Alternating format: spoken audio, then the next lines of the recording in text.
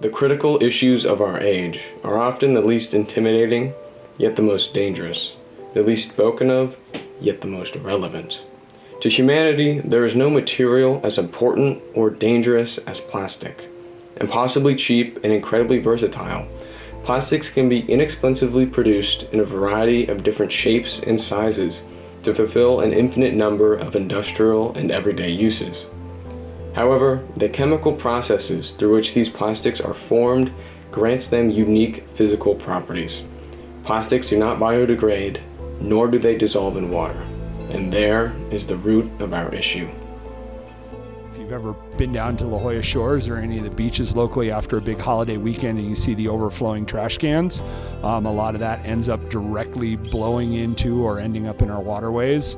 But it also happens further inland throughout countries and throughout continents as trash ends up in water or ends up in rivers, which then carry it down to the ocean and transport it. Anytime someone throws out trash, the wind still will pick up the trash, and the estuaries that run down into places like the San Diego Bay and other things along those lines, those are going to pick up trash and just bring it out to the ocean as well. So it's not like any place is exempt from being able to say, oh, our trash doesn't end up in the ocean. It all does. According to the United Nations Environmental Program, an estimated 8 million metric tons of plastic enter the ocean annually. And as the rate of pollution increases in coming years, that figure grows even higher. In the oceans, this plastic waste accumulates critically, threatening over 1,000 major species of marine animals as they ingest, choke on, and are tangled by masses of the synthetic material. In the oceans, there's currents, and the currents create these things called gyres, and there's big major gyres throughout the world. So what happens with our plastics, specifically that are coming from here, they end up in the Pacific gyre. And what happens over time is plastics do something called photodegradation. And what happens is the UV radiation breaks down the plastic and it breaks it into very, very small pieces. And we now have what's called the Pacific garbage patch out in the middle of the Pacific Ocean. Even worse, plastic waste eventually fragments into microplastics, tiny, almost invisible pieces of debris that can never be removed from the oceans. As this plastic soup grows thicker, mankind suffers as well. Deadly plastic byproducts leach into our food chain from the oceans, posing a global health hazard.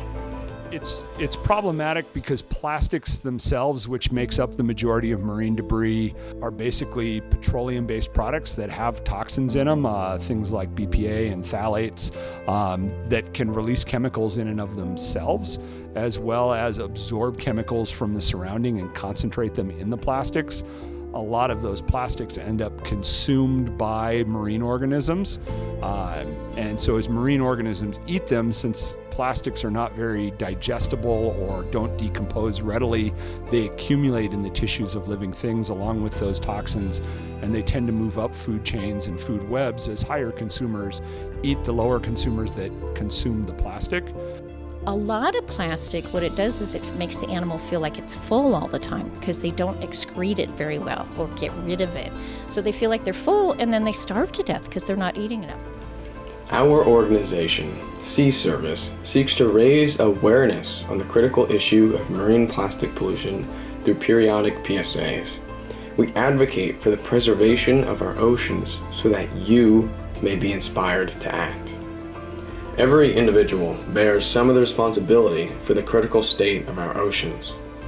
By abstaining from plastic use, disposing of plastic safely, engaging with local organizations, and participating in cleanup events, you can spread our message through example and make your mark on the world.